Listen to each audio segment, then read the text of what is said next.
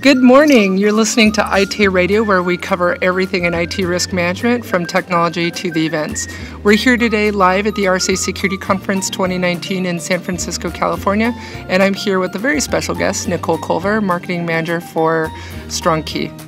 Darling, how could you? Haven't you learned anything from that guy who gives those sermons at church? Captain what's his name? We live in a society of laws. Why do you think I took you to all those police academy movies? For fun? Well, I didn't hear anybody laughing, did you? Except that guy who made sound effects. Hug, hug. Where was I? Oh yeah, stay out of my booth. Nicole, welcome to the show. Thank you. It's good to be here. And we're actually recording this time. So, okay. So why don't we start out with you just telling the world about who you are and who StrongKey is again, since we're recording this time. Right, no problem. I had a good practice run. So, I am the marketing manager. We're a small company, so I run marketing, the department for StrongKey, which is, this is my first time at RSA. It's very exciting. Don't let her lie to you.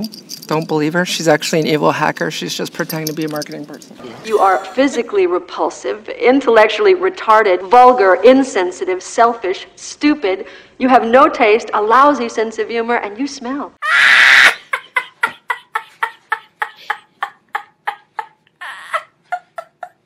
Stop it!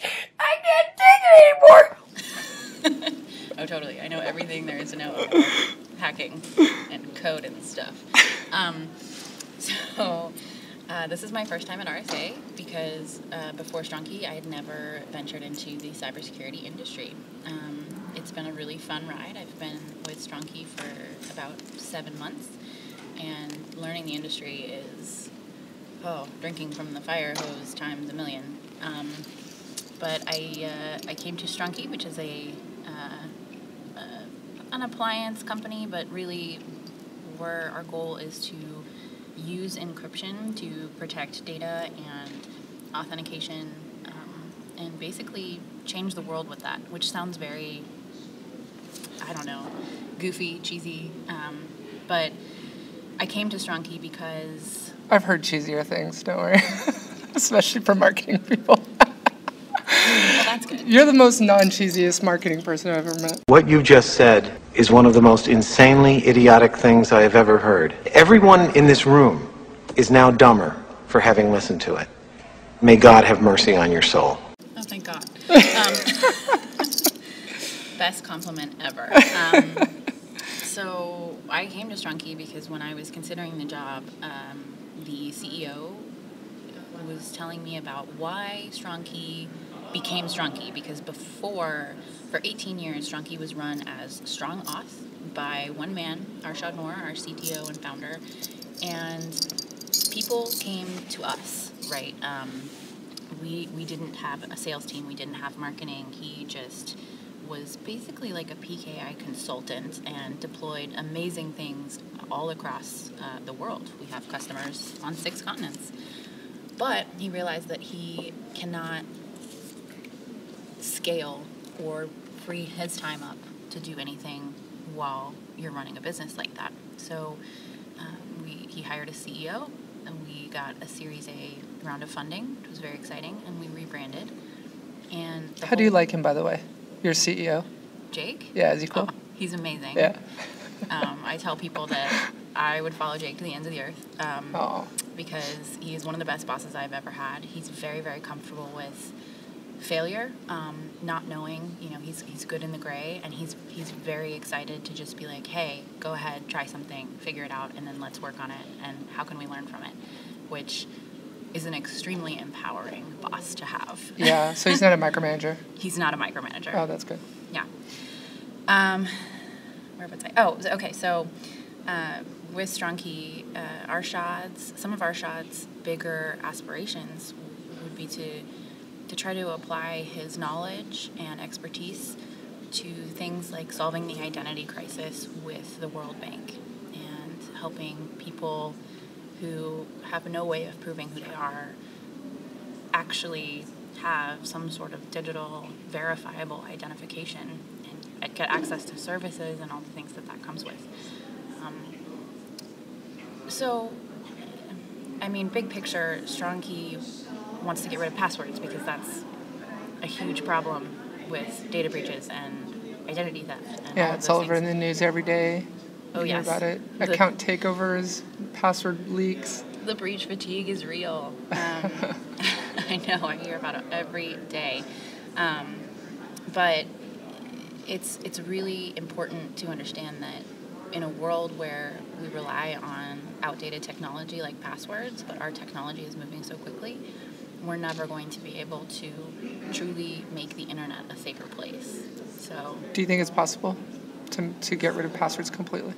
Do you think do you feel like you guys are ahead of the market? Or do you think this is like a present day reality? This is a present day thing we can accomplish? Oh my God, it depends on the day. So if you had asked me this yesterday, I would have been like, oh no.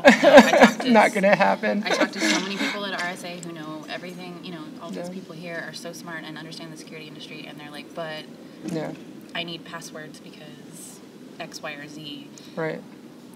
And then some days you talk to people and the conversations are like, yeah, this is the future. And we know that, the biggest organizations, Google, Amazon, Microsoft, they're going with the FIDO Alliance, right.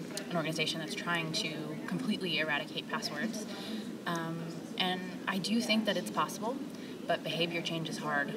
And I think we're ahead of the game a little bit, but I think it's a good place to be.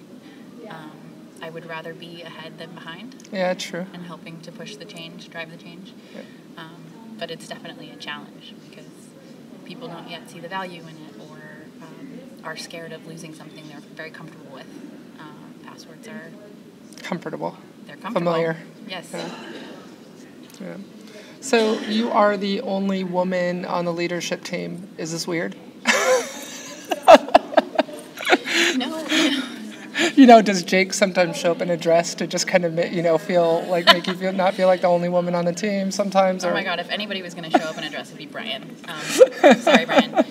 He's our VP of product.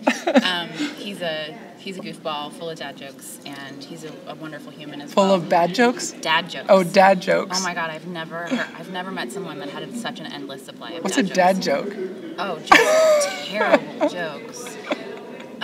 The only one I can think of involves a curse word, so I'm not... Oh, okay. That's okay, drop it. Go for it. We go to his bleep. No. There was, I took my kids to the zoo, but there was only one animal, and he goes, it was a shit zoo. Oh my God. So, okay, so bad dad jokes. Oh God, they're so bad, and he's full of them. But, when Jake and I were discussing me coming on and being on the leadership team, right. He was honest. He was like, I would like to have a woman on the leadership team. Oh, wow. So he specifically set out to find a woman for this role? Yes. Oh, wow. And he wanted a woman on the leadership team. He thinks it's a male-dominated industry, which is not an incorrect assessment. Yeah, no, I mean, look at the people here at RSA. Right. It's mostly men. And he wanted someone who could bring that perspective to the leadership team, especially with what we're trying to do, which is big change, make big changes, which is not an easy thing. And I think that the ability to have empathy is sometimes much more common in women. Yeah, true. And he was very intent on having me come in with that perspective. And wow. It's not hard. It's not weird. I guess it's hard, but not because I'm a woman, because I'm on the leadership team of a startup that's trying to change the world. Yeah. Why are you in a startup? Why startup and not multi-billion-dollar soulless corporation?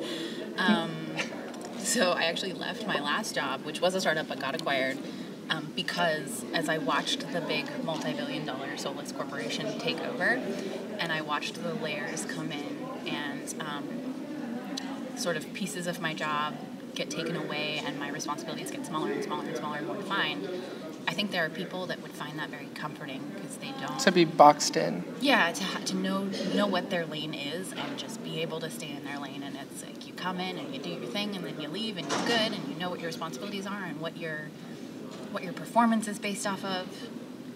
I'm not that person. I'm not. Really? I've never been that. I've known you for like a very short amount of time. I can say that Yes. about you for sure.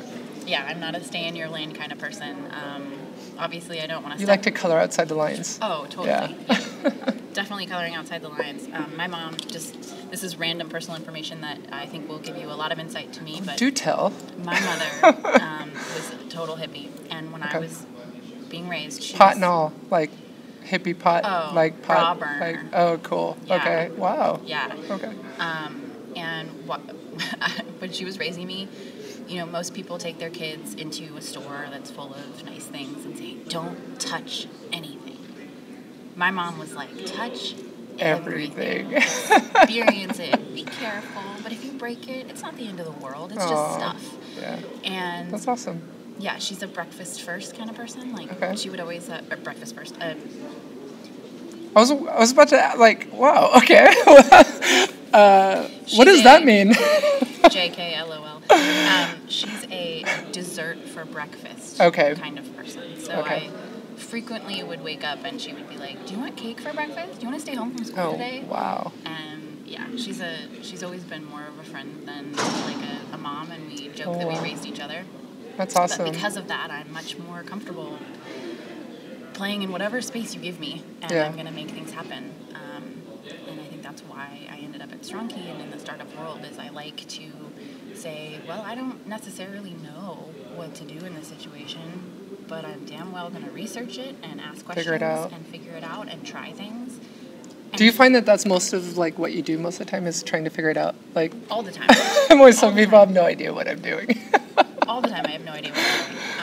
But, you know, then there's the Wonder Woman power pose. Yeah. And I'm just like, I have no idea what I'm doing, and it's okay, and I'm awesome, and we're going to make it work. That's the startup life, and I love that. I thrive on that. Mach 4. Oh, yeah. Man, the 18-hour work days. Yeah. Try to have balance. It's not 9 to 5, that's for sure. That's for sure. So, about, you know, creativity, you're an artist. What creative elements do you find in marketing? Like, do you feel like you can be creative in marketing versus being like a full-time graphics designer? Or, you know, I mean, obviously there's graphics design in marketing, there's brand development, there's identity development, but how much of that is actually your day-to-day job? Yeah. Is there any creativity in marketing at all? Tweets can be creative, I guess, but. So I'm gonna say something that maybe people will argue with me, and that's fine. She has a very interesting smirk on her face, by the way. Okay, I'm interested in hearing this. Okay, what now? I've been a designer, and I feel like leading a marketing team, especially in a startup, but doing marketing as a whole and strategy, is 10,000 times more creative than trying to work with a client to create something that they already have a picture of, that they don't know how to tell you what they want, and you're basically shooting in the dark, and there's not a lot of creativity because they already have something in mind. Oh, wow. And even if it's terrible, that's what they want. And so I actually hated being sort of that agency level designer producing for clients, because it doesn't matter how creative I am or how good my ideas are. They almost never win. Oh, wow. And unless you're designing, you know, art for art's sake, which is super fun and yes, creative, you very rarely win in the eyes of the client. And in marketing, you feel like you kind of get to be that client who designs what it looks like and defines what it looks like, what the end product looks like, and also get to create it. Yeah, I get to start from nothing and say, this program that we're going to try, you know, brand identity and all, to get the word out. And, you know, for example, with StrongKey, share the StrongKey voice and the message. I have to think all the time, how can I do this better? And it's just constant creativity and brainstorming, and I throw my leadership team in a room frequently and say, hey, let's throw out ideas. I want to hear, you know, we need idea generation is one of my favorite exercises. Cool. And then do you do the whole Post-it note thing where people write down their thing on a Post-it note and stick it on the wall? Yeah, so I did that actually when I was doing the brand identity for my last company. I did that. I haven't put my leadership team through it here. We've used whiteboards just to save trees. Okay, that's good. But yeah, I've totally done it. And I think that, taking all of those ideas and sort of, it's like throwing spaghetti at the wall and seeing what sticks, but then figuring out why it sticks and then trying to make it repeatable. And, okay, if the meatball stuck, what about the meatball was sticky? And how do we expand on that? How do we grow and reach more people with that message? So I think the creative storytelling and the communication part of marketing, it's more than just tweets and, generating a logo. It's a whole program that, it's a system, and it's living, breathing, and it's constantly changing. And you're always trying to make things happen that require, pulling something out of thin air and going with it. Yeah. I'm probably the only hacker you'll ever meet that loves marketing. So I actually Googled this, by the way, so I'm not going to pretend I knew anything about this. But there's actually, I guess, myths in marketing. And two of the most common are that doing any marketing at all is better than doing nothing. And the second common myth is advertising and marketing are actually the same thing. What are your thoughts around those two things? And, do you agree with it or do you disagree with it? We'll start with the first one. Okay. That's an easy one. So I know advertising is very expensive. Yes. So anyway, okay. Gosh. Yeah. Yeah, I can talk to that as well. Yeah. But I'm going to start with the Let's first start with the one, okay. Doing any marketing at all is better than doing nothing. I don't agree with that. Why? Because you can very easily create a reputation and image and identity that resonates poorly. Oh. And your reputation is what matters. Like, people don't remember the exact words. They remember the experience. So marketing is about creating a relational experience with every person that interacts with your brand. And if you're doing a terrible job, or you're just like, well, I'm going to put this out really quickly just because we need something, but it gives off the impression that you don't care about your customers, or you accidentally throw an entire potential customer base under the bus or insult them in some way, even by accident, that can be really bad. Right. Easy to do, harder to undo. Exactly. Once it's done, yeah. It's hard to undo that reputation flaw. I mean, brands do it all the time, and one of my favorite things to see is when a brand says, well, I messed up, or we messed up, and here's what happened, and we're really sorry, and this is what we're going to try to do to fix it. And so many brands don't do that. They're just like, shove it under the rug. It's fine. That doesn't build a relationship. Like, relationships with your customers and with marketing and storytelling is just like building a relationship with a human. You have to be vulnerable. That's it. God, I hate advertising. And what kind of advertising? Like, you mean like banner ads? What do you mean, like? I mean, commercials really aren't a thing anymore, right? Like, advertising on TV or Netflix. I wouldn't even consider it. Advertising, the traditional ad agency feel that you think of, like Mad Men, that sort of industry has died, and advertising, well, not died, but it's not winning anymore. It's not the same. Yeah, and there's a lot with digital advertising that has made a huge difference in how people reach the market, and I think there's value in it. I'm not saying advertising is not valuable. It is. It does generate awareness and get people talking about it, buy-in, leads, all those things happen just from someone seeing, like, oh, I've seen that name before, I've seen it before. But if you're just paying for it, what are you offering in return? You're just splashing. What's the return on investment? No, what are you offering the customer in return? Oh, okay. So if you're just splashing your name everywhere, will it create awareness and brand recognition? Yes. But does it give them an experience they remember? Not necessarily. And there's nothing that you're giving them in return. I do think that advertising can be helpful, especially when used to support and amplify content marketing or programs that create awareness but with purpose. Okay. So you believe that, like, in your opinion, marketing there should be a takeaway for the customer and value from that marketing message versus just, this is who we are, these are our colors, this is our identity. 100%. It should be a lot more than that. It's interesting. Yeah, I think people frequently misrepresent marketing as, splashy advertising to get a company's name out there and everyone needs to know who you are. But does that actually help you as a company?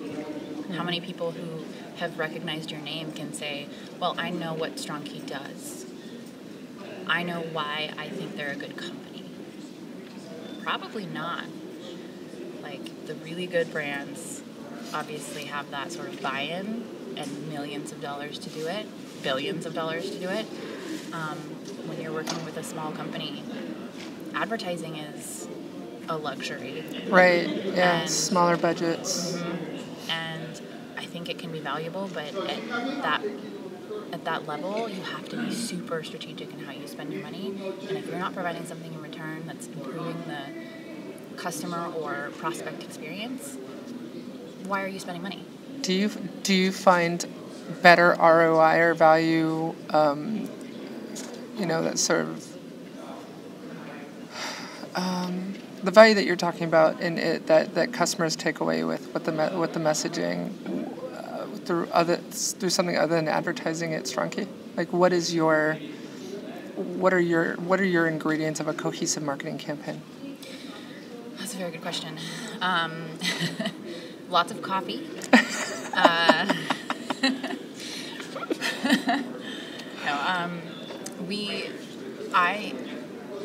I feel like I haven't even gotten a chance to get a cohesive and really well-rounded marketing campaign off the ground yet, and I don't think that that's a failure on my part. I think that's literally, I'm just doing research and talking to people and trying to figure out what will provide value. And everyone has a different need. We're talking to very different levels of interest or knowledge or background. And what's your strategy for that? Like, what is your go-to-market strategy? Like, what are you doing to get the answer to that? Are you just like picking up the phone and calling CISOs? Are you talking to them at shows? What's your strategy? Yes. So lots and lots of going to meetups, technology meetups, talking to people. I do lots of in-person. Just like ISACAs and stuff like that? Yeah. Local ISACA events? Local events. We have some technology meetups in the Triangle, which is where StrongKey is based, that are a great way to, one, create awareness and community building and all that stuff, but two, just in a casual way say, hey, what problems are you experiencing? How hard is your job and why? Like, what if you could fix one thing right now, what would it be and why? And understanding the source of that pain point, because a lot of times they'll say something that's not actually the root cause, right? Does it have to be about passwords? Like, do you find that you could still convey your message as a solution without their answer being around passwords? Or absolutely. Okay. In fact, I'd say most of my conversations are not around how StrongKey can solve their problem. It's around, that's interesting. What do they experience in their daily job that is a struggle for them? So, for example, we realized that forcing functions like compliance and regulation, those things put a lot of undue pressure on people at the C-level, like the CISOs.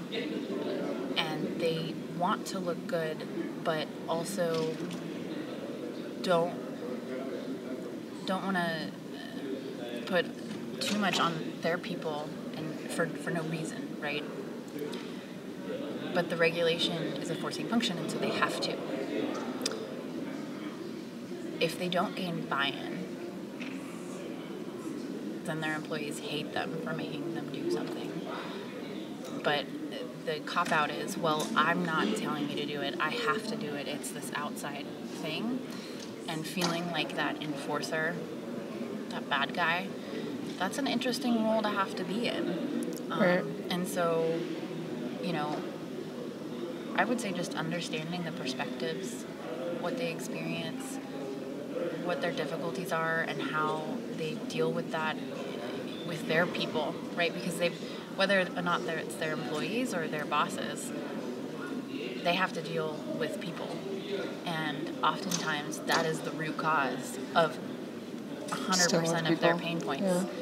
So StrongKey can't fix people.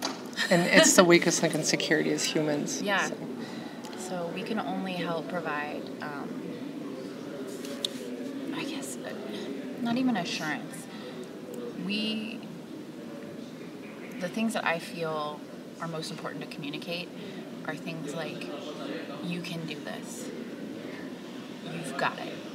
That confidence in your program, in your decision, is if you can take certain things off your plate that you've stressed out about, then you can focus on things like, how do I connect with this employee that I'm having a really hard time with and who very clearly needs more professional development, or is struggling and I don't know why, and I need to spend time figuring that out, but I can't because I've got all these other things. So how do we give them back that time to improve those relationships? That's what StrongKey can help do.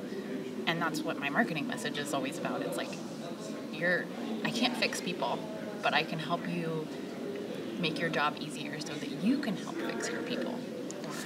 Build your relationships.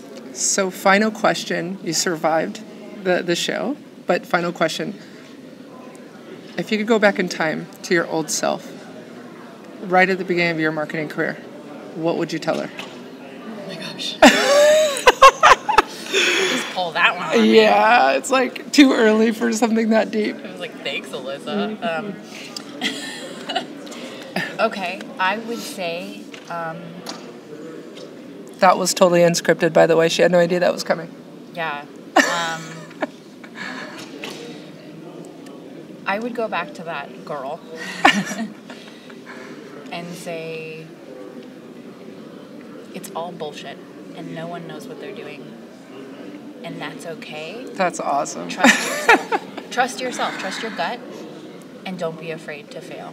Yeah. Because in the beginning, I was terrified of failing. And now, Really? Yeah.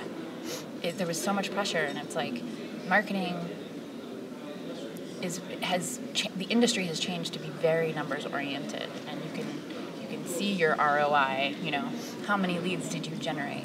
Right. How many customers did that turn into? And it's just like being a salesperson when you're numbers based and you're forced to try to prove your worth in the company. Marketing's always trying to prove their worth. If you can't, if where you work or who you're working with doesn't see your worth, you don't have to prove it to them.